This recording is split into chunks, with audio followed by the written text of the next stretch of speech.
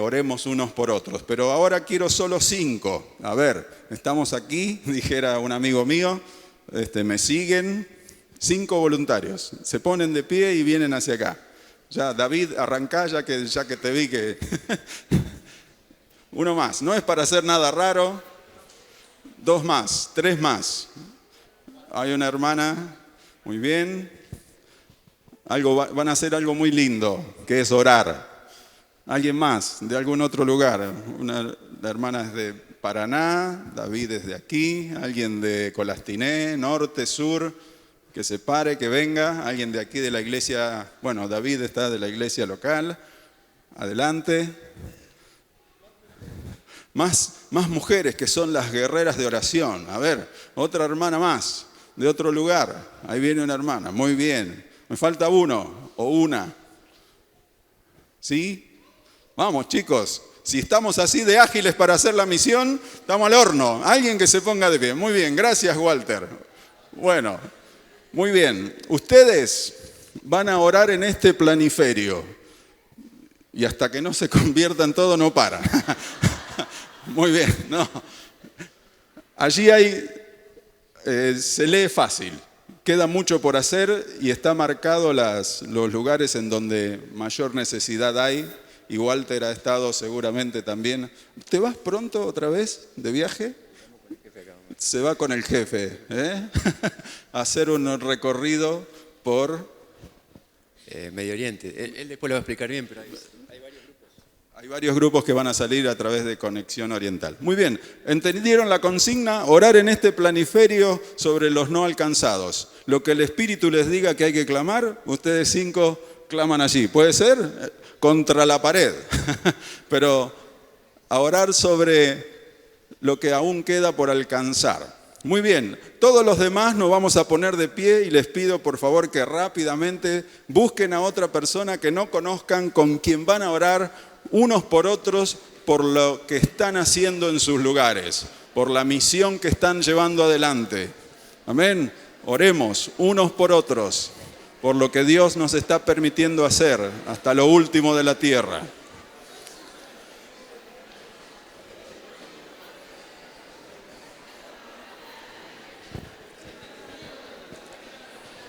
Rápidamente se presentan y dan un motivo de oración uno por otro.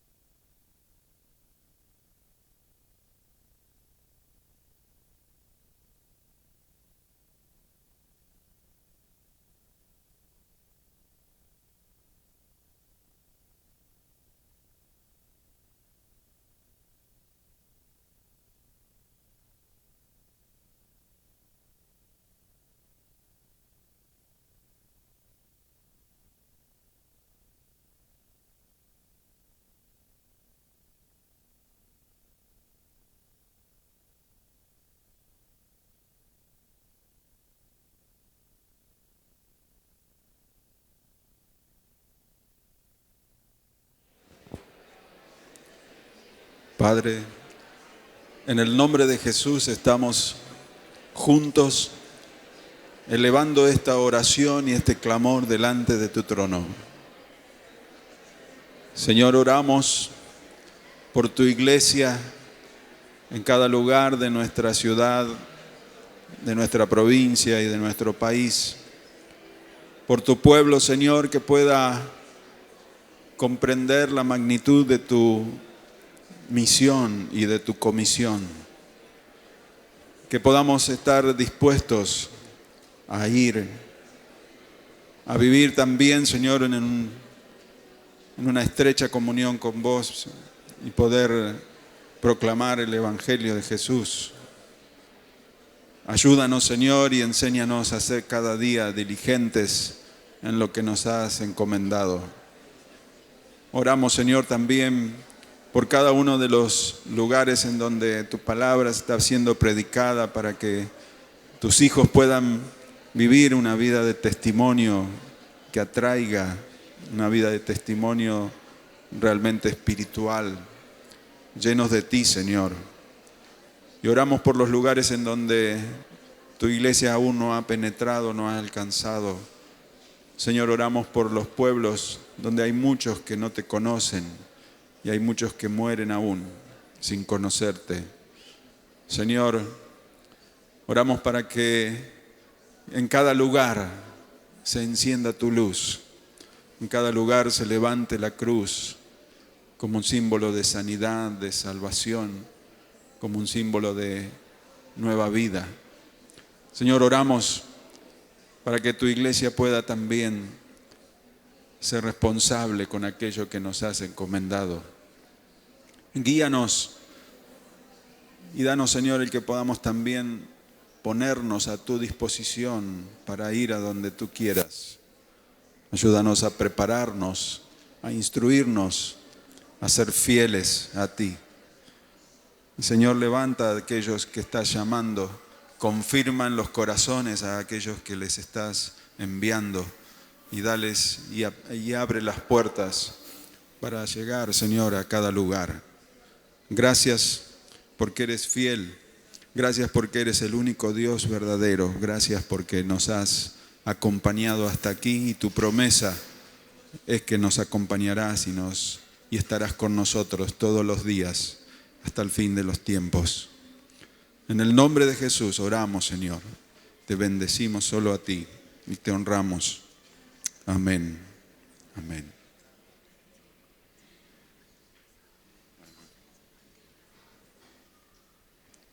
Amén. Muy bien.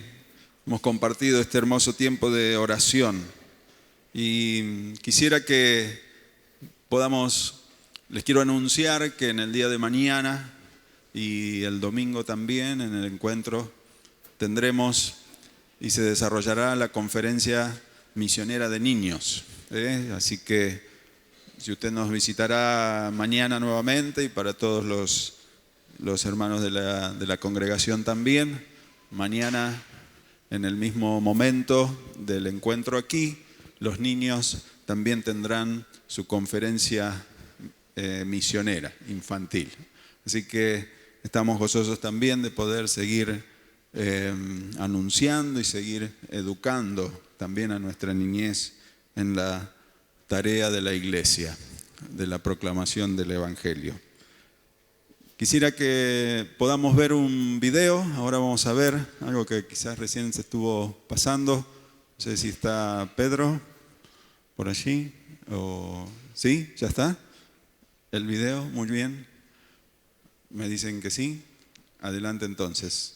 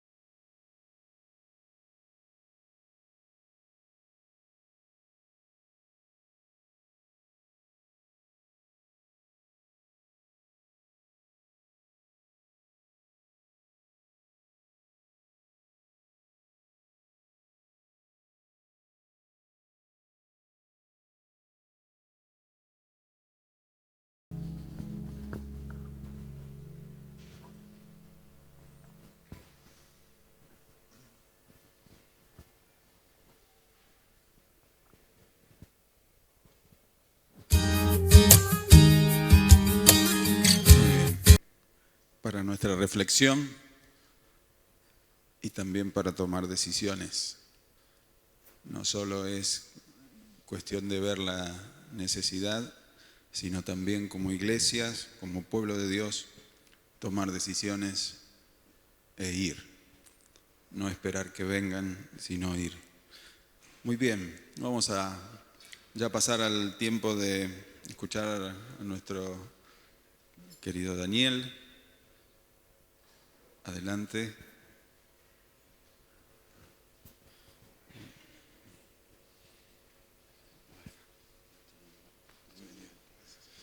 Muy bien. Quizás muchos le conozcan y otros no tanto, más o menos. Dos palabras así a modo de reportaje. No soy periodista, así que podría llegar a ser más complicada la cosa, pero quiero hacerla sencillo. Que nos cuentes 2 palabras de tu familia, de dónde venís, de qué congregación y hacia dónde vas. Solamente en algunas frases. Las 3 preguntas básicas. ¿Quién soy? ¿Dónde vengo? ¿A dónde voy? Bueno, Daniel Bianchi, ese es el nombre que me pusieron. Y conozco al Señor desde el año 1977 y en el año 79 comencé lo que era el principio de mi servicio de misiones que sigo hasta el día de hoy. Estoy casado con Fabiola y tenemos 2 hijos. Sofía de 17, está cursando su 6º año de la escuela técnica, y Marcos de 14, que está haciendo su 3er año de Escuela de Bellas Artes. Vivimos en el Partido de la Costa, en la ciudad de Santa Teresita. Así que si en el verano quiere ir a ver la playa, me viene a ver y le hago un precio por alquiler durante el mes completo, preferentemente. Y bueno, me acompañan los pastores de la iglesia Shekinah, donde estamos como miembros y compartimos allí en esa hermosa iglesia, en la ciudad de Las Toninas. Quiero que ya lo conocieran, al pastor Alejandro Meneses y Silvia. Así que eso es. Y bueno, conozco a esta iglesia desde hace muchos años y conocí a Federico, que fue el primero quien no conoce a Federico, en el año 82 a bordo del barco Dulos. Yo era uno de los primeros argentinos, de los grupos de 22 argentinos que subió y sufrió. El lapsus tiene que ver también ahí, por primera vez en el barco, y ahí conocí a Federico, que vino con Marta y con Marilyn en los brazos. Así que a partir de ahí tenemos una amistad que nos ha acompañado todos estos años, es una alegría. Y por culpa de él estoy acá en esta noche, así que si hay algún reclamo, por favor, lo vean a él. Y bueno, tenemos acá una pequeña hinchada hermosa de la iglesia de la Unión de la Asamblea de Dios, Pastor Carlos Kucharenko, ahí está su esposa, Marita, y un miembro, su hija, miembros de la congregación, y también Walter, por supuesto, que compartimos juntos, tanto con Carlos como con Walter, el viaje. ¿Y en qué estamos haciendo? Bueno, en 2 o 3 áreas específicas. Una, enfocada en el tema de la traducción de la Biblia a lenguas que no tienen la palabra de Dios. En el año 98 comenzamos un proceso y fundé lo que se llama Letra, Latinoamericanos en Traducción y Alfabetización. Soy el presidente, estamos trabajando juntos para ver la Iglesia Argentina involucrándose en la traducción y alfabetización en lenguas que no tienen nada de la Escritura. Y la segunda área que el Señor me ha llevado estos años es a involucrarnos en el tema de los refugiados y de Medio Oriente concretamente, que estamos trabajando en eso. Muy bien. Ninguna pregunta más. Ya tiene bastante para ir pensando en qué Dios le puede llamar, aún involucrarse en lo que Dios quiera para cada uno de nosotros. Vamos a tener esta oración y ya escuchamos a Daniel. Señor, te decimos gracias por estar compartiendo este tiempo. Señor, moviliza nuestro corazón, que tu palabra también ahora sea la que haga su efecto en nosotros y no vuelva vacía. Señor, gracias por tener a Daniel, gracias por su ministerio, por lo que vos le has dado, y gracias por lo que aún harás y todo lo que él emprenda, Señor, que sea prosperado en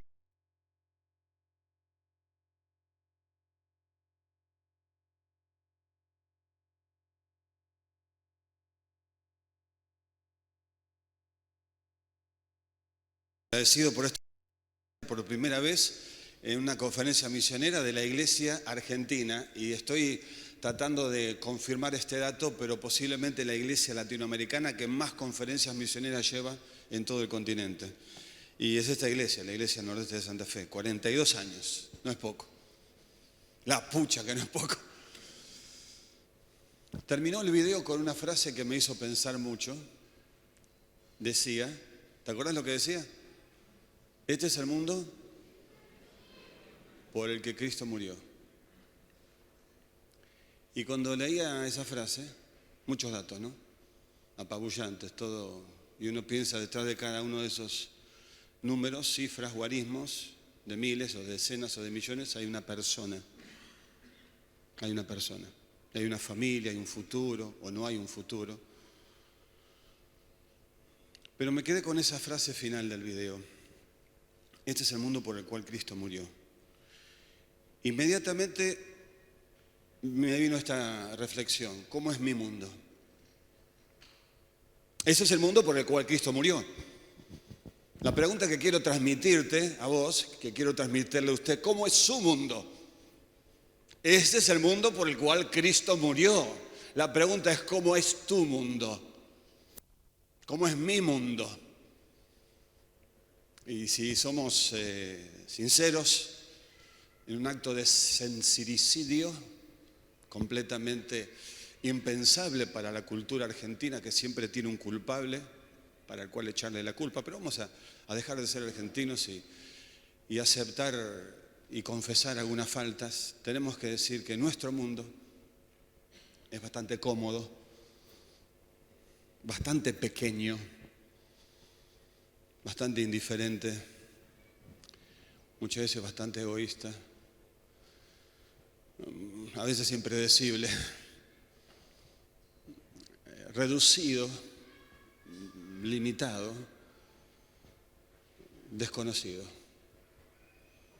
Es un mundo como quizás el de la Europa previa al descubrimiento o el redescubrimiento de América, según las teorías. Un mundo que era mucho mayor, mucho más diverso, mucho más rico, pero completamente desconocido, por lo menos para la mayoría de aquel entonces. ¿Cómo es tu mundo? ¿Hay lugar en ese mundo? ¿Hay espacio? ¿Cómo es tu mundo?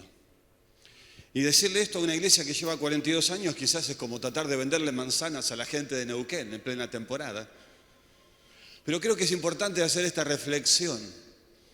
Porque por un lado uno tiene el gran desafío de ver un montón de iglesias que de misiones apenas llegan a la provincia homónima.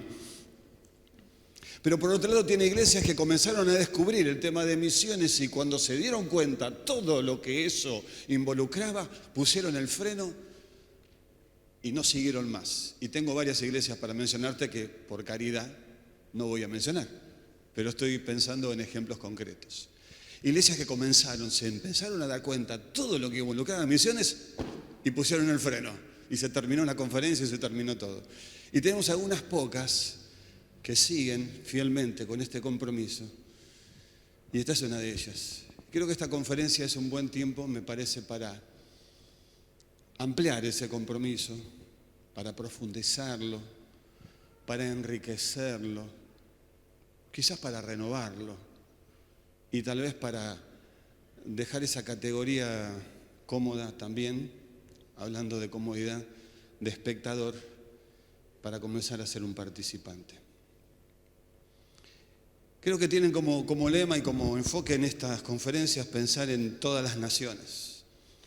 Y yo quiero invitarle entonces a que me acompañe a la lectura de unos versículos que van a ser nuestra guía, nuestra compañía durante hoy, mañana y el domingo. De hecho, lo que voy a hacer es una serie de temas que para poder comprender o para tener por lo menos la totalidad, la globalidad del mensaje que quiero darles, les animo a estar mañana y también el domingo porque vamos a continuar este tema. O sea, esta noche lo voy a comenzar y lo voy a terminar recién el domingo a la mañana. Así voy a hacer una pequeña serie que va a durar hoy, mañana y el domingo. Y nos vamos a basar en la carta o en el Evangelio de Pablo, según Romanos, en la carta a los Romanos en el capítulo 1. Así que le invito a que vaya al texto de la palabra de Dios allí, a Romanos capítulo 1, y leamos juntos, o mejor dicho, usted siga la lectura, del versículo 1 al versículo 7, aunque vamos a quedarnos especialmente en un par de versículos. Dice así la palabra de Dios. Romanos 1, 1. Pablo, siervo de Jesucristo, llamado a ser apóstol, apartado para el evangelio de Dios, que él había prometido antes por sus profetas en las Santas Escrituras, acerca de su Hijo, nuestro Señor Jesucristo, que era del linaje de David según la carne, que fue declarado Hijo de Dios con poder, según el Espíritu de Santidad que le levantó de la muerte o por medio de la resurrección entre los muertos. Y por quien recibimos la gracia y el apostolado para la obediencia a la fe en todas las naciones por amor de su nombre. Quiero leer nuevamente este versículo porque será el que tendremos como epicentro en la reflexión de estos días. Versículo 5. Y por quien recibimos la gracia y el apostolado para la obediencia a la fe en todas las naciones por amor de su nombre, entre las cuales estáis también vosotros, llamados a ser de Jesucristo, a todos los que estáis en Roma, en Santa Fe, amados de Dios, llamados a ser santos, gracia y paz a vosotros de Dios nuestro Padre y del Señor Jesucristo. Quiero que en estos días reflexionemos sobre este tema de todas las naciones, pero desde una perspectiva lo más amplia posible. Tal vez podemos decir que a través de los años, por lo menos en los años pasados, muchas veces se ha visto misiones como un camino muy angosto, muy estrecho, de una sola vía, casi como un pasadizo, donde algunos pocos podían llegar a entrar y era bastante previsible qué cosas se podían hacer. 1, 2 o 3 elementos o 2 o 3 ministerios era todo lo que se comprendía para misiones. En los años que venimos viviendo y transitando, la imagen ha cambiado. Ya no es más un sendero estrecho, angosto, donde entramos con dificultad y algunos pocos elegidos para 1 o 2 ministerios específicos. Llámese plantar iglesias, enseñar o alguna cosa por el estilo. Tenemos que cambiar el paradigma y también la visión y la imagen. Yo quiero invitarte a que pensemos en una autopista. En una autopista con muchos carriles, donde Dios nos llama a encontrar en esa autopista, que es la autopista de la misión, a encontrar el carril que Él tiene para cada uno de nosotros. Y a descubrir que en esta autopista de la misión a la cual Dios nos llama a involucrarnos, hay lugar para cada uno de nosotros. Y a buscar ese lugar, independientemente de consideraciones geográficas o de otro tipo, que serán parte de la reflexión, sobre todo de mañana, pero encontrar el lugar, esa pista, ese carril que Dios tiene en su plan, en su propósito, en su misión para tu vida y para la mía. Y a descubrir que la misión es mucho mayor de lo que hasta ahora has pensado. Y que involucra a mucha más gente de la que quizás hasta ahora te has imaginado. Y te involucra a vos. Te involucra a vos y me involucra a mí. Nos llama a todos a ser parte. Y Pablo, sin duda alguna, Pablo, en el Nuevo Testamento es quien ha interpretado, tal vez mejor que ningún otro, esta diversidad, esta amplitud, esta riqueza, esta multiforme manera de hacer la misión. Y en esta carta que tenemos por delante nuestro, en esta introducción a la carta donde yo me voy a quedar, muestra algo de esta realidad. Vamos a reflexionar unos momentos en la introducción de la carta para luego detenernos en el versículo 5. ¿Quién habla? Pablo. ¿Quién es? Es siervo de Jesucristo. ¿Qué fue? Llamado para ser apóstol y apartado, separado, consagrado o dedicado para el evangelio de Dios. Este evangelio de Dios había sido antes por medio de los profetas en las Sagradas Escrituras.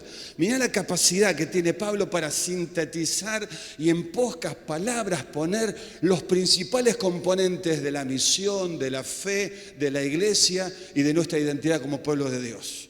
Porque empieza diciendo que Él fue apartado, consagrado, dedicado, llamado para el evangelio.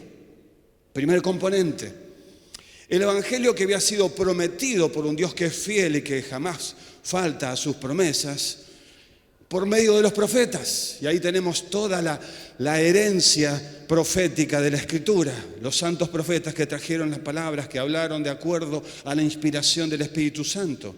Y hablamos de las santas Escrituras, la palabra de Dios, que es nuestra regla de fe, de conducta, de práctica, de creencia, de ética.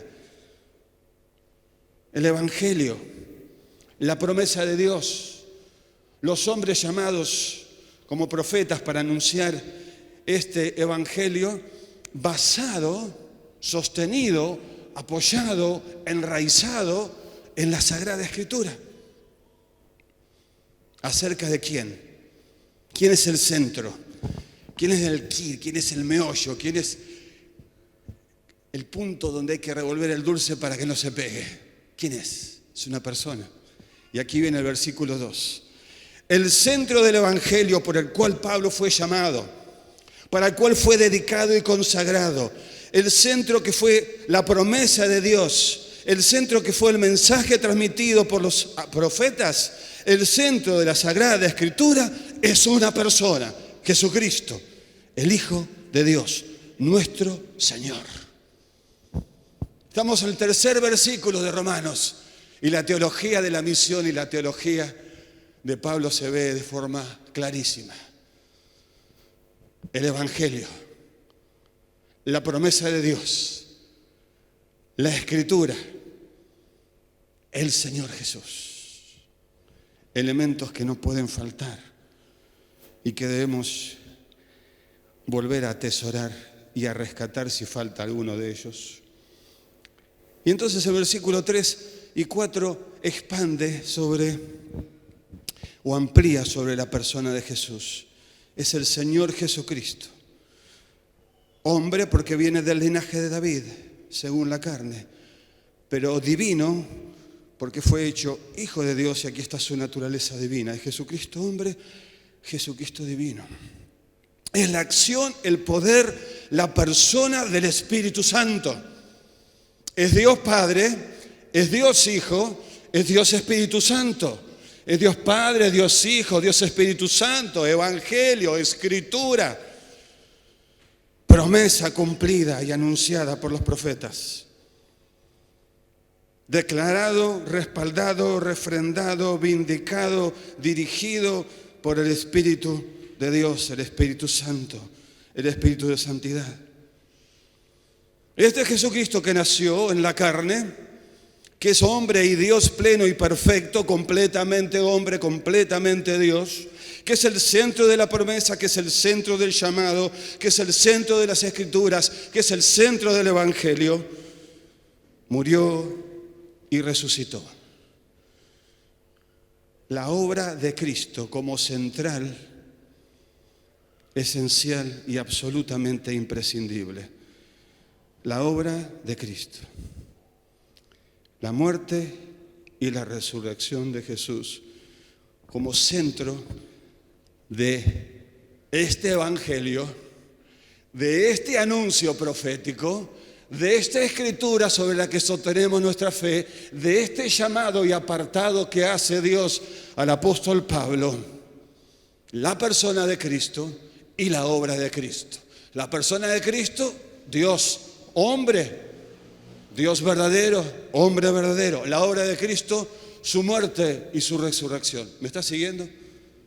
Para poder comprender el desarrollo, porque la lógica de Pablo es complicada, a veces tiene muchos vericuetos. De hecho, estos 5 versículos forman una sola unidad semántica, una sola oración, bastante a veces complicada de seguir el hilo. No nos pierde dónde está el pronombre, cuál es el sujeto, cuál es el predicado, dónde está la estructura, cada vez se la perdemos.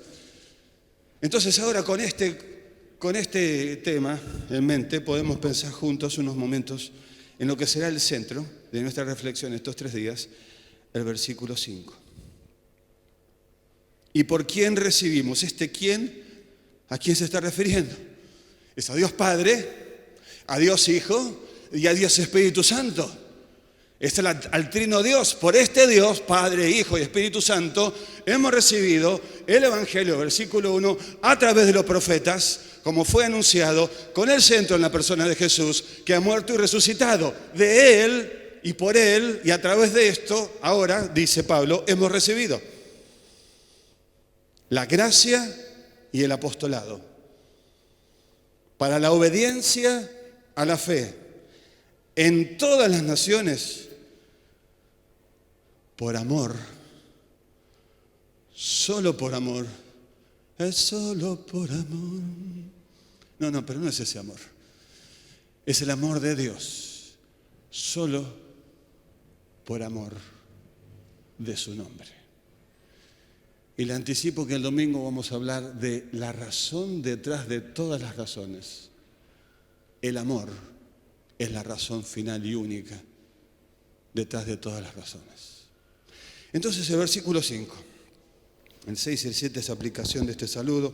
Entre esas naciones a las cuales han sido llamadas para conocer a este Dios verdadero por medio de su Hijo Jesús, a través de la obra del Espíritu Santo, recibiendo un anuncio profético basado en la Escritura, a través del Evangelio de Dios, están ustedes. Y ahí viene lo demás. ¿Por quién recibimos la gracia y el apostolado? Para la obediencia a la fe. Obediencia a la fe, el discipulado de las naciones. Ese será mi tema mañana, a la noche, el discipulado y las naciones.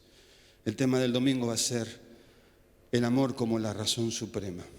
Y hoy vamos a enfocarnos en estos conceptos del Evangelio de Dios, la gracia y el apostolado. El Evangelio de Dios. El Evangelio de Dios es la buena noticia de Dios.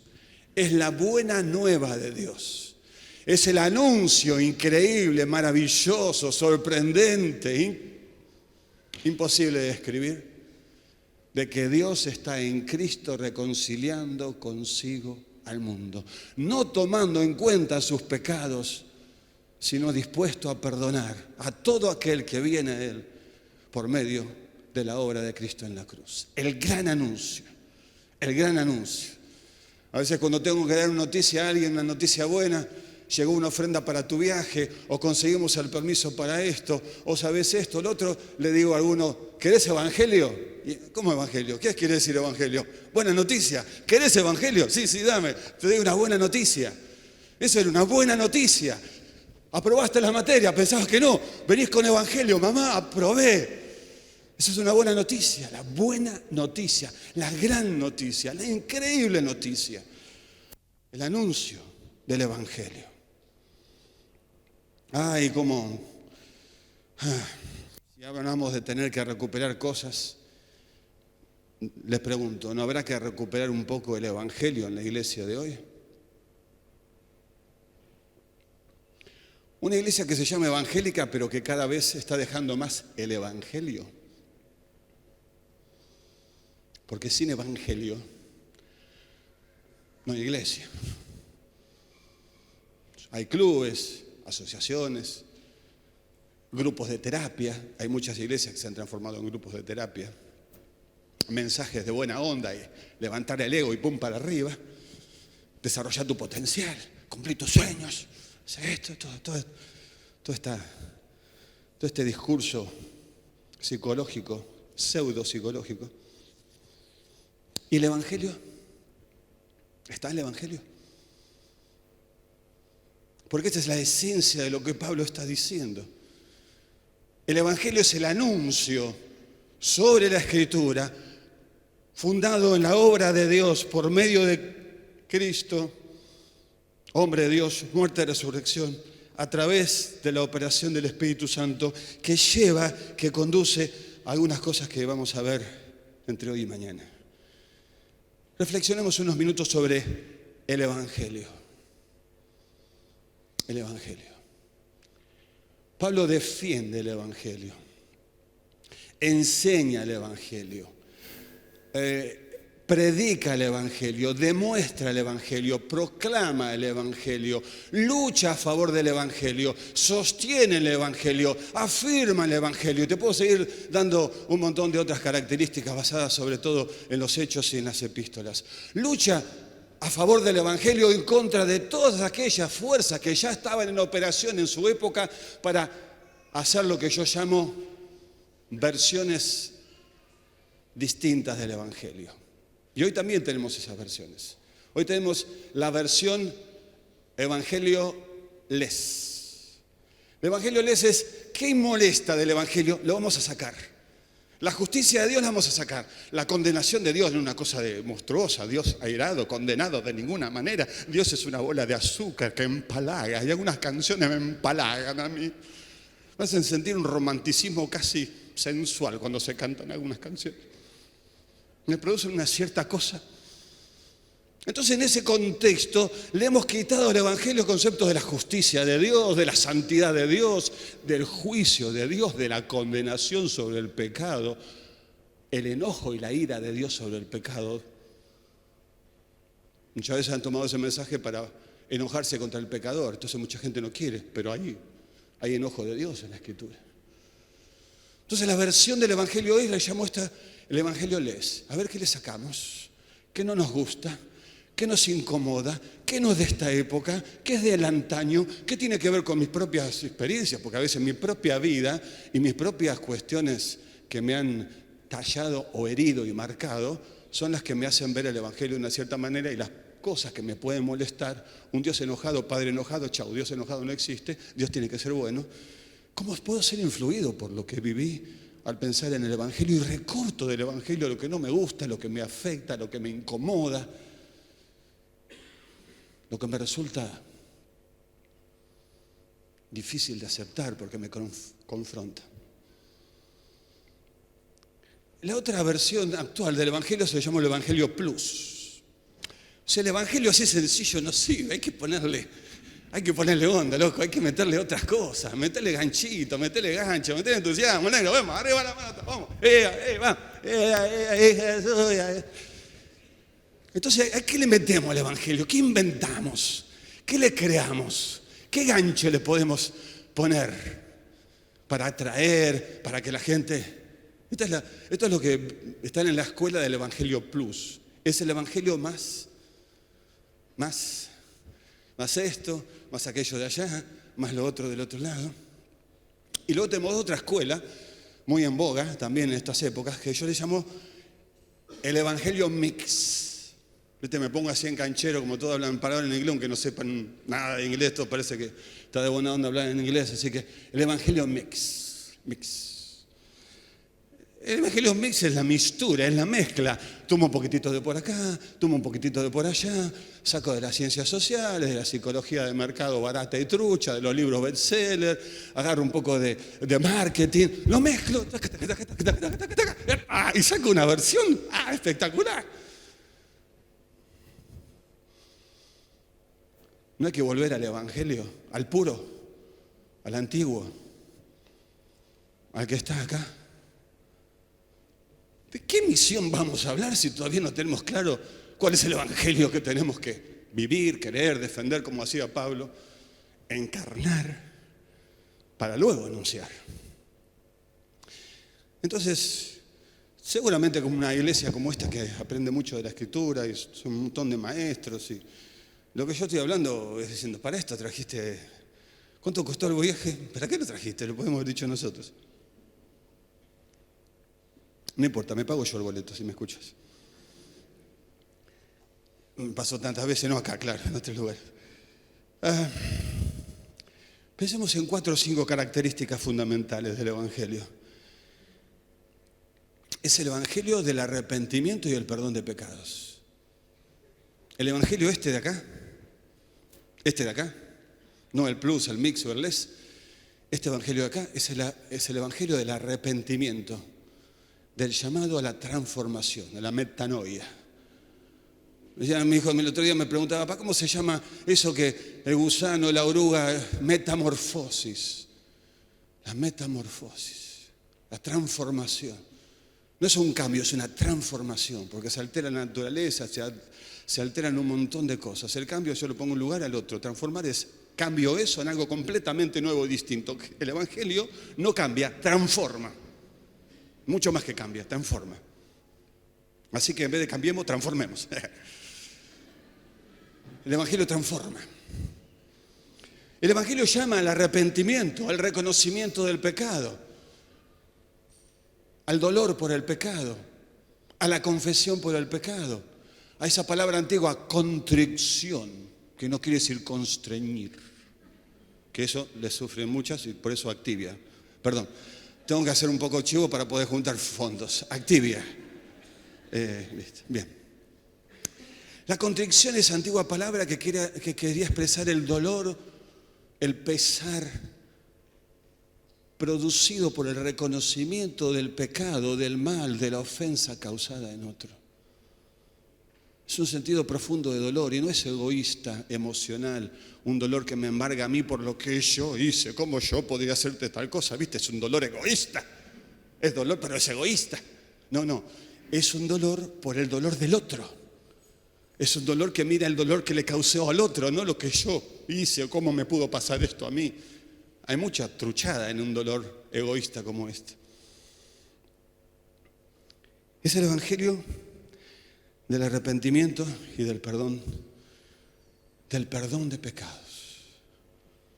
Del perdón de pecados. Hace muchos años atrás, en una de las grandes ferias mundiales que se hacían cada 20 años, hubo un stand religioso donde cada una de las religiones tenía que dar una respuesta a la situación de Macbeth, de esta obra dramática de Shakespeare, cuando él está con el tema de las manos manchadas de sangre y todo eso. Por lo menos alucina que está manchada, pero no estaba manchada. Entonces la pregunta era, ¿quién puede limpiarle las manos manchadas a Macbeth? Y ahí pasó el hinduismo, y pasó el budismo, y pasaron el islam. Había un pastor que representaba a los cristianos en esa feria, y él tomó el texto de Primera de Juan y dijo, la sangre de Jesucristo nos limpia de todo pecado. No hay nada ni nadie que pueda perdonar, solamente la obra de Jesús. Perdonado. ¿Qué palabra? Perdonado. Es el evangelio del perdón. Es el evangelio de la justicia de Dios. El Dios que está en contra de todo lo que es pecaminoso, injusto, torcido, perverso, sucio, cruel, vil, violento. Es un Dios que es justo. Aunque no siempre vemos manifestada su justicia como anhelaríamos verla. Y aún los mismos profetas tuvieron conflictos con este tema. El mismo Jonás en su clamor, yo sabía que eres un Dios bueno y perdonador. Un Dios que es justo, con todos los conflictos que a veces nos produce pensar, si Dios es justo, ¿cómo puede ser que pase esto y permita aquello? Dios es justo. Es el evangelio de un Dios justo. Es el evangelio de la condenación del pecado. Muertos en vuestros delitos y pecados, dice la Escritura. Estad muertos en vuestros delitos y pecados. El evangelio dice que quien no está en Cristo está bajo la condenación. El evangelio habla que el hombre y la mujer fuera de Cristo está bajo el justo juicio de Dios. Está condenado. Es el evangelio de la paz, únicamente posible por medio de la obra de Cristo Jesús. Él es nuestra paz. Él hace la paz, nos da su paz y nos llama a ser pacificadores, o sea, hacedores de su paz en la reconciliación que trae el evangelio. El evangelio es el evangelio de la reconciliación. Resuelve la enemistad más profunda que había en aquel momento, era entre judíos y no judíos, judíos y gentiles, o entre hombres y mujeres, o entre esclavos y libres. Imagínate que en el contexto que escribe Pablo, el 70% de la población del Imperio Romano era esclava, y la ciudadanía era para algunos pocos, y algunos la podían comprar, en algunos estados se vendía. Uno de los soldados romanos, de hecho, dice, ¿cómo? Bueno, no, soldado, uno de los jerarcas romanos le dice a Pablo, ¿cómo? A mí me costó una fortuna comprar, dice yo de nacimiento. Era un regalo y un don preciado para poquísimos. Y en ese contexto de conflicto, de separación, de división étnica, política, económica, de género, racial, lingüística y de todo otro sentido que puedas pensar, porque así era el Imperio Romano, viene este mensaje que es el mensaje de reconciliación. Ya no hay ni judíos, ni griegos, ni hombre, ni mujer. Ahora por medio de Cristo nos llama a Dios a vivir reconciliados con Él y unos con otros. El impacto que tiene este evangelio si lo viviéramos y lo predicaríamos en este contexto de división que vivimos en el mundo y aún en nuestro país. Es el evangelio del Espíritu Santo. Es la obra del Espíritu, la dirección del Espíritu, la guía del Espíritu, la llenura del Espíritu, la confirmación del Espíritu, la realidad del Espíritu. Es el evangelio del Espíritu Santo, del cual no podemos prescindir. Es el evangelio que llama al nuevo nacimiento para una nueva esperanza y una nueva vida. Es el evangelio basado sobre las Escrituras, sobre la palabra de Dios. Es el evangelio que respeta, ama, valora, enseña la Escritura. Es el evangelio del requerimiento ético. El evangelio me confronta y me llama a vivir una vida de un alto valor ético y un alto compromiso social, político y en toda otra orden de mi vida. Es el evangelio que se mete en la realidad en la cual vive y le importa la educación, y le importa la salud, y le importa el estado de nuestras casas y calles y cómo nuestros gobernantes nos gobiernan, y le importa la transparencia en la gestión pública, y le interesa el arte y la música y la danza y la arquitectura y la arqueología y la ecología, porque es el evangelio que toca, penetra, transforma y se interesa por toda la realidad humana. Nada se esconde y nada se escapa a este evangelio, porque es el evangelio de la creación de Dios, el Dios creador, el Dios que ama su creación, y a pesar de estar deformada, arruinada y torcida por el pecado, Dios sigue amando a esta creación, y hemos de amarla también nosotros y hacer algo para mejorarla, porque dice que habrá cielos nuevos y tierra nueva. No nos vamos a una nube a tocar el arpa. Vamos a una nueva creación. Empecemos a cuidarla a partir de ahora.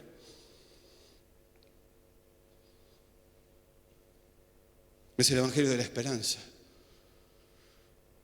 La esperanza que tiene como realidad para nosotros como cristianos todo lo que Dios ha prometido hacer y hará en su tiempo y a su manera. Esa gran esperanza que se llama escatológica, la gran esperanza que está aguardada, dice la Escritura, en los cielos por medio de Jesucristo para todos vosotros.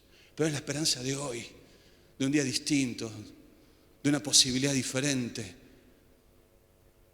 Es la esperanza que el evangelio renueva en nosotros en los momentos más oscuros, más difíciles en nuestra vida personal, familiar o aún nacional o aún mundial.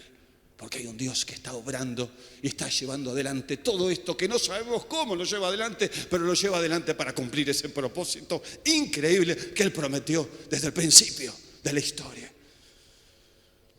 Y este evangelio, ¿qué tenemos que hacer según lo que dice la Escritura? Amarlo, encarnarlo, defenderlo, cuidarlo, anunciarlo, vivirlo, enseñarlo, protegerlo. ¿Cuántas veces Pablo insiste? Guardá lo que recibiste, cuidá el evangelio que fue anunciado, protegelo. Protegerlo de los enemigos, le dice Pablo a algunos de sus discípulos, de adentro y de afuera. Hemos recibido este evangelio. Hemos recibido este evangelio. Somos custodios, guardianas de este evangelio. Este evangelio es el don más preciado, más especial y más valioso.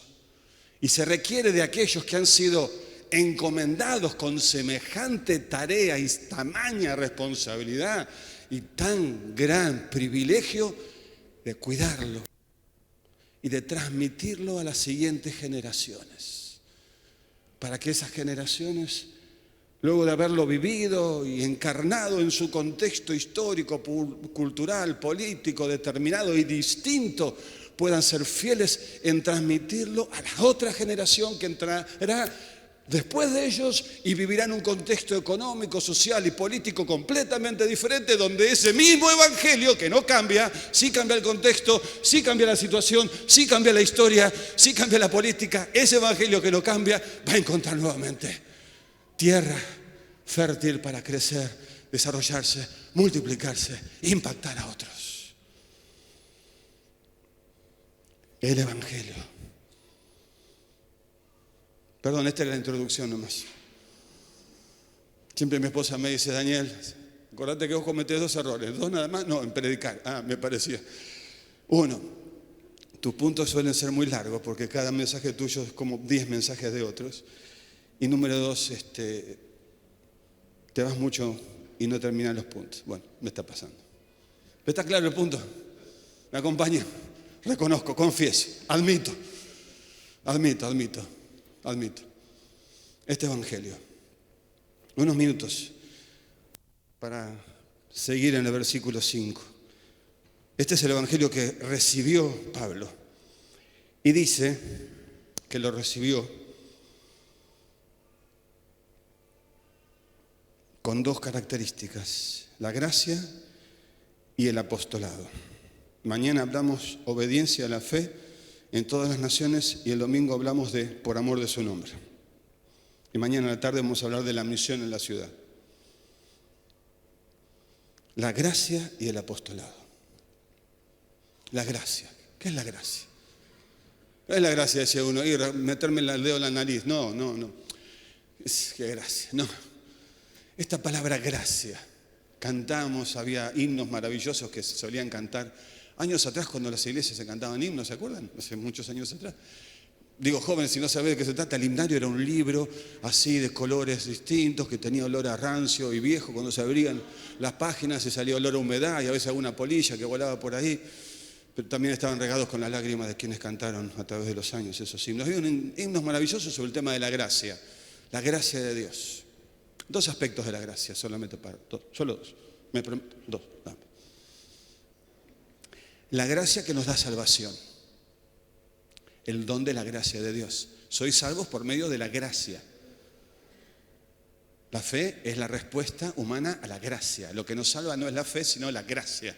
La gracia es el regalo, la fe es la mano que estira el regalo. Si la mano estira y no hubiera regalo, ¿qué regalo va a recibir? El punto es la gracia. Es la gracia que salva. Y la fe es la que recibe, se apropia de esa gracia. Pero lo que salva es la gracia de Dios. Así que Pablo está pensando en la gracia de Dios en cuanto a esta maravillosa, hermosa enseñanza que nos dice que este Dios, que es todo justicia, toda santidad, toda rectitud, sin merecerlo de ninguna manera, por pura gracia, por puro afecto, por pura decisión de su amor, nos extiende su perdón, nos recibe como hijos, nos perdona. Es la gracia que nos da salvación. Sois salvos por medio de la gracia de Dios a través de la fe. Y esto no es de vosotros, es don de Dios, no para obras, para que nadie se gloríe. Efesios 2, del 8 al 9. Pero Pablo está pensando también en otra dimensión de la gracia. Y esa otra dimensión de la gracia es la gracia que me capacita para hacer aquello que Dios me pide que yo haga. O sea, la gracia es esa cualidad por la cual soy salvo por la acción, la iniciativa y el puro compromiso de Dios, que yo recibo por medio de la fe. Pero la gracia también es este favor inmerecido de Dios que me habilita, me capacita, me prepara, me faculta, me empodera, la palabrita de moda, nadie sabe qué significa, pero todos usan me empodera. Me gusta cómo usan las palabras la gente que no tiene ni idea, a veces político, hay un periodista, ¿no? Me empodera, me capacita, me habilita para hacer lo que Dios me pidió. Y Pablo lo dice en estos 2 términos. Habla de la iglesia que me salva, la gracia que me salva y la gracia que me capacita. Y él dice, por la gracia de Dios soy lo que soy. Y la gracia de Dios no fue en vano, porque yo me esforcé en esa gracia y trabajé y serví e hice, y da un detalle de muchas de sus acciones. Motivado, movido, empoderado por la gracia de Dios. La gracia de Dios te permite hacer todo aquello que Dios te llamó a hacer.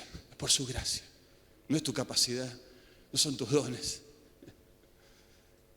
No son tus dones, no es tu capacidad, no es tu inteligencia. Es la gracia de Dios. Si algo dejamos, si algo tocamos, si algo pasa, si hay fruto, es la gracia de Dios. La gracia de Dios. Pablo dice, recibimos esta gracia.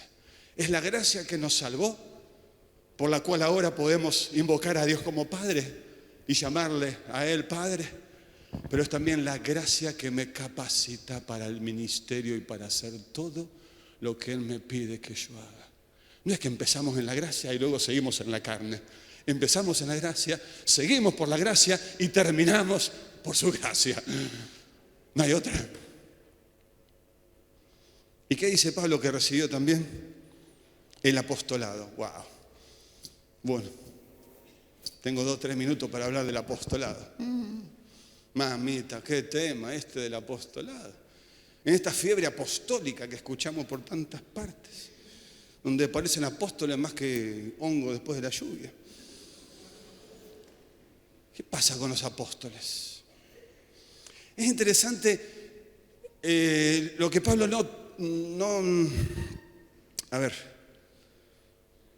no relaciona en ningún momento Pablo el concepto de apóstol con autoridad, poder, dominio sobre gente, fama, riqueza o algunas capacidades especiales. Jamás en ninguna parte del Nuevo Testamento el concepto de apóstol está relacionado con eso.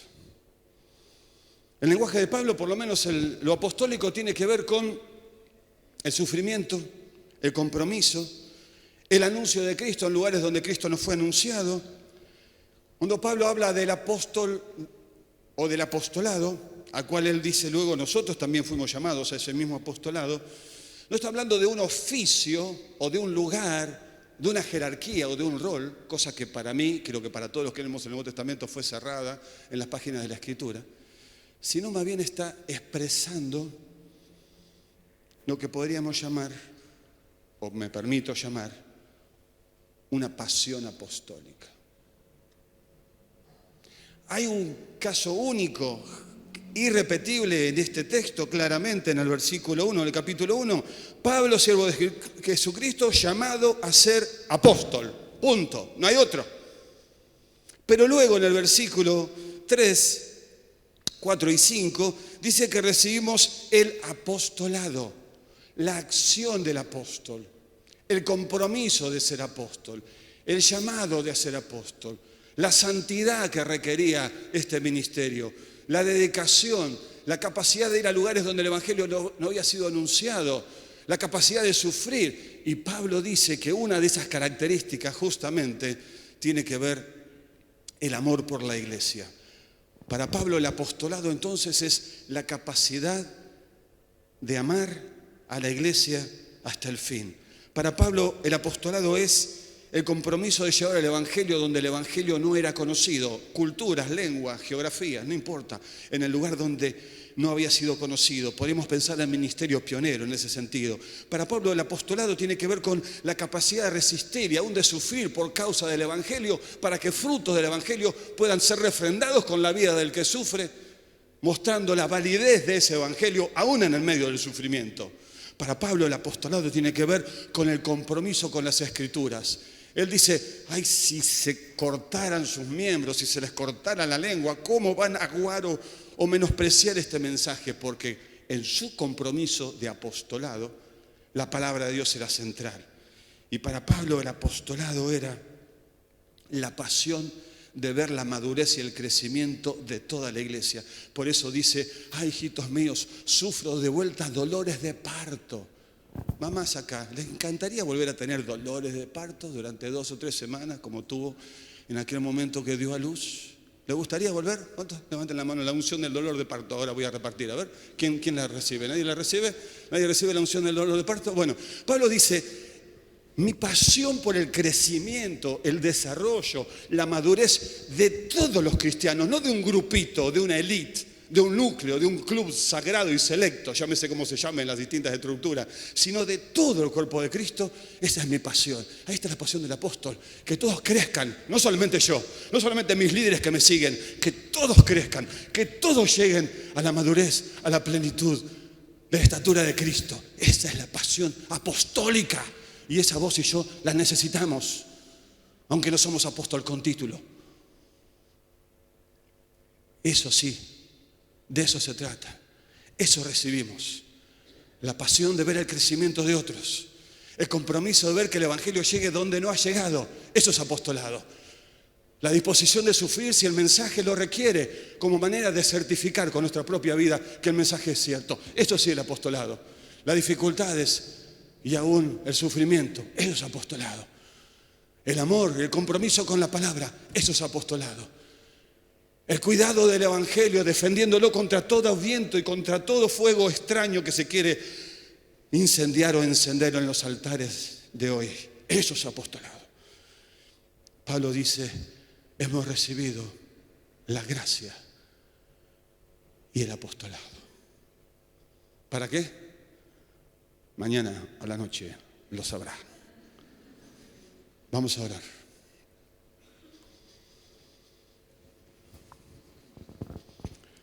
Señor, te damos gracias en esta noche. Te damos gracias por tu Evangelio. El Evangelio. El Evangelio de Dios. El Evangelio prometido, cumplido. El Evangelio anunciado por los apóstoles. El Evangelio que está aquí en tu palabra. El Evangelio encarnado en la persona de Jesús. El Evangelio impulsado, refrendado, habilitado, respaldado por tu Espíritu Santo. Te damos gracias por tu Evangelio. Y te alabamos por tu gracia. Señor, ¿quiénes éramos? ¿Quiénes somos? ¿No había alguien mejor? Seguramente hay hoy muchos más que son mejores que nosotros. ¿Por qué nosotros es la palabra que nos hace pensar al escuchar tu gracia? ¿Por qué yo? ¿Por qué? Es tu gracia la que nos llamó a conocerte. Y en nuestra debilidad y en nuestro fracaso y en nuestras desobediencias y en tantas otras situaciones, es tu gracia que nos sigue sosteniendo y nos seguirá sosteniendo. Y te alabamos porque esa gracia nos capacita para poder decir sí, amén a todo lo que nos pides. Es la gracia que nos capacita, nos enseña, nos forma, nos pone a la altura de tu llamado. No podemos, no tenemos, no sabemos. Es tu gracia la que nos hace poder, la que nos hace saber. Es tu gracia. Y Señor, si bien no hay apóstoles aquí, bueno, no sé, tal vez después de esta noche si había alguno no lo haya más, pero acá estamos. Lo que sí queremos, Señor, es tener esta pasión apostólica. Pasión apostólica para que tu nombre sea conocido. Pasión apostólica para que tu iglesia crezca. Pasión apostólica para que tu palabra sea mantenida en alto, amada y apreciada. Pasión apostólica para llevar el conocimiento de tu nombre donde no se predica. Pasión apostólica para recibir dificultades y perseverar en medio de ellas si es necesario, aun a costo de nuestro propio dolor y sufrimiento. Danos esa pasión. Líbranos de las ambiciones egoístas, de la búsqueda del beneficio propio. Y danos, Señor, la pasión apostólica. En el nombre de Jesús. Amén.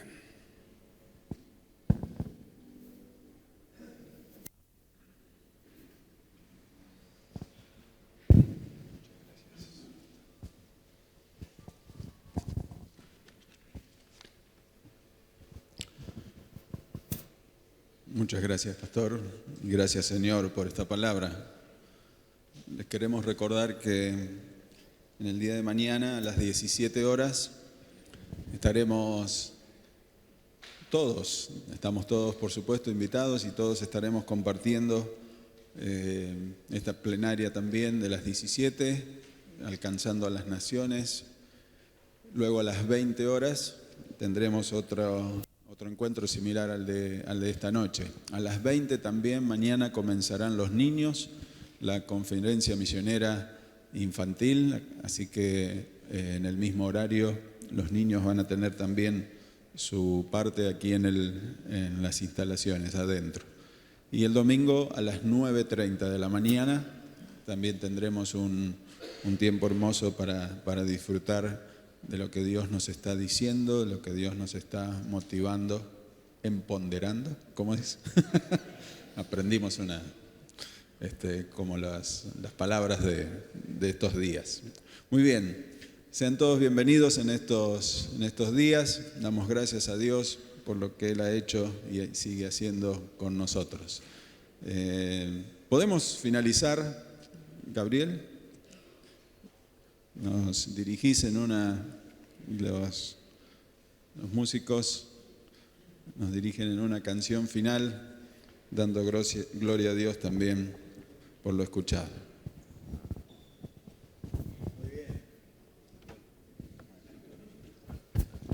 Muy bien, nos ponemos de pie. Está haciendo frío, ¿no? Esperemos que no haga frío acá adentro. Y aumentaron las tarifas, entonces tenemos que cuidar del tema del aire. Alza tus ojos y mira. Alcen sus ojos, le dijo Jesús a los discípulos. La cosecha está lista, hay que levantarla. La gracia de Dios hizo el trabajo. Nosotros con la fe tenemos que asirla y tenemos que ayudar a otros a que también puedan hacer uso de esa fe y apropiarse de la gracia. Alza tus ojos y mira, la cosecha está lista. Cantamos esto y nos despedimos.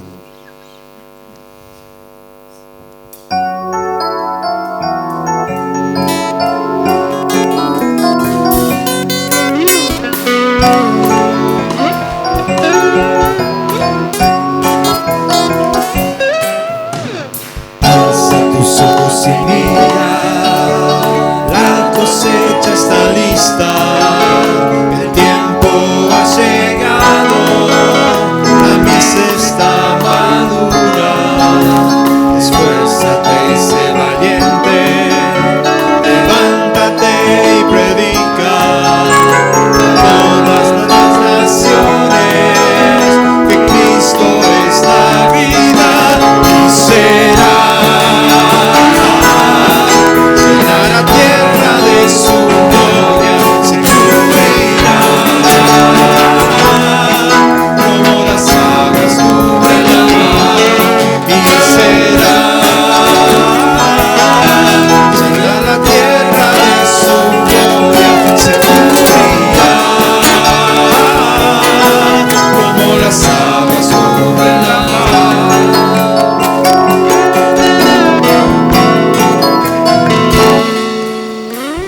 Alza tus ojos y mira, la cosecha está lista, el tiempo ha llegado, la mies está madura. Esfuérzate y sé valiente, levántate y predica a todas las naciones que Cristo es la vida y será la tierra de su gloria, se cubrirá como las aguas cubren la mar. No hay otro nombre dado a los hombres que Jesucristo es el Señor. No hay otro nombre dado a los hombres que Jesucristo es el Señor y será la tierra de su gloria, se cubrirá como las aguas cubren la mar y será la tierra